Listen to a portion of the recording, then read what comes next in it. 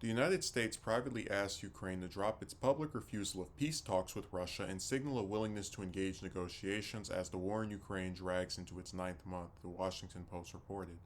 The move is reportedly a strategic effort by the U.S. to ensure ongoing support for Kyiv, according to the Post.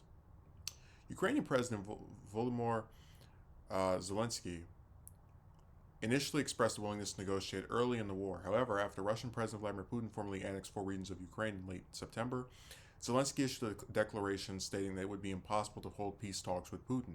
Zelensky's refusal to engage with Putin has drawn concern from other countries. South Africa joined about 3 dozen other countries in abstaining from a UN vote in October, condemning Russia's annexation of Ukrainian territories, instead urging for a focus on facilitating a ceasefire, according to the Post. In the U.S., congressional support for the war in Ukraine has also begun to falter among both Republicans and Democrats. House Minority Leader Kevin McCarthy suggested last month that Republicans will rein in Ukraine spending if they retake the House in Tuesday's midterm elections. Thank God. Representative Marjorie Taylor Greene took a more extreme approach earlier this week, promising that not another penny will go to Ukraine under Republican leadership in Congress. House progressives also sent a letter to President Biden last month, which they have since withdrawn, urging him to push harder for a diplomatic resolution to the war in Ukraine. I don't know why they withdrew it. So, listen, I can understand, and I've never been a leader of a country or been, like in the U.S. when it was being invaded by somewhere else. But I can understand where Zelensky would think, hey, they're annexing these territories, invading our property, etc. These are not people I'd like to have peace with, and that sounds like something I can sympathize with in the sense that it is extremely trying to have a foreign invader take over portions of your country and then be expected to sit across from that person and go say, hey, if you give us this, we'll give you that. I totally understand that.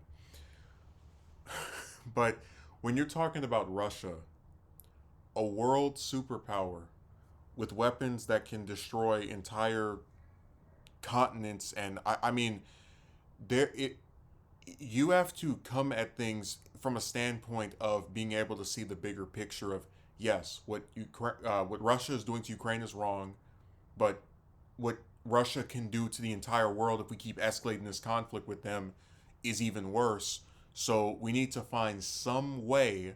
If we have to give them a territory, if we have to, just give some kind of concession, this has to stop sooner than later.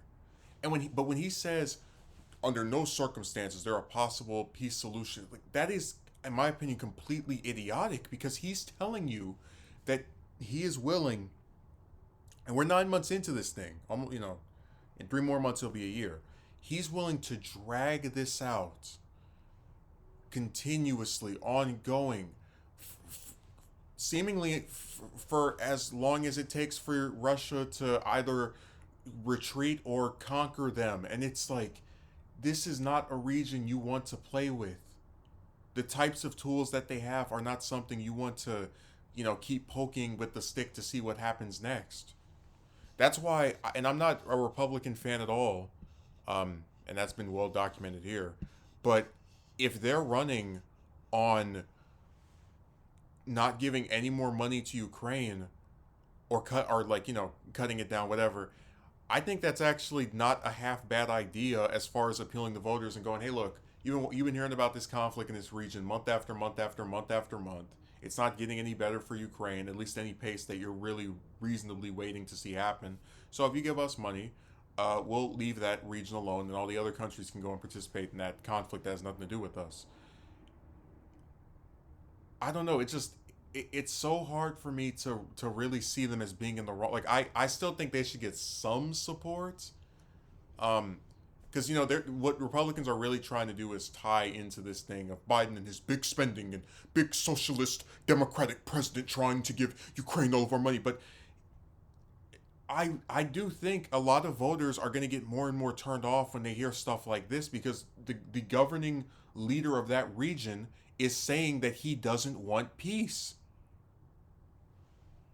And I just don't think that's smart for any person in a position of power. who is trying to ensure a solution where a majority of either his people, referring to Ukrainians because those are the people that he governs over, um, Americans, people the world over, because if a nuke drops, it's going to get a whole bunch of people from all over the planet. It just seems insane to me that you would sit here and not seek out peace. And again, I know it's awful, it's terrible, but if if Zelensky tried and said, "Hey, you know what? I don't like that these territories were taken, but we're talking about mass destruction with nuclear weapons. This is not something to play around with." I think if he really tried, they could have a genuine attempt at a peace deal. And I can only hope that these other regions intervene and get him to come to his senses, because you're not talking about some kids, spraying each other with water guns. You're talking about if like five of those get dropped, that's planetary annihilation. And I just can't believe that like you would be someone in such a high profile position and completely rule out avoiding that. So this Ukraine saga is really heating up. We've had scandals with how much money should be allocated, um, what type of response to have to Putin, who's responsible for it dragging out for as long as it has.